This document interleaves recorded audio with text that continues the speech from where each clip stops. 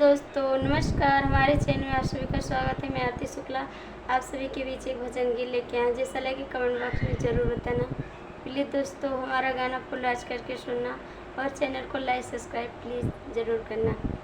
शिव गुरु दैले बानी राउर चरणवा सलामत रहे, सलामत रहे। शिव गुरु हमारो सजनवा सलामत रहे। शिव गुरु हमारो सजनवा की खनकत रहे हरदम हाथ कई कंगनवा सलामत रहे। शिव गुरु हमारो सजनवा सलामत रहे।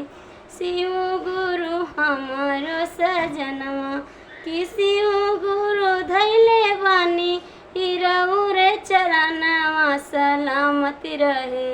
शिव गुरु हमारो सजनवा सलामत रहे। शिव गुरु हमारो सजनवा की बनल रहे हरदम मांग के सिंदूरावा की चमकत रहे। शिव गुरु हमारो लीलरवा की चमकत रहे। शिव गुरु हमारो लीलरवा कि शिव गुरु धैले बानी रउर चरनिया सलामत रहे। शिव गुरु हमारो सजनवा सलामत रहे। शिव गुरु हमारो सजनवा की बनल रहे नैहर भैया भतीजवा सलामत रहे।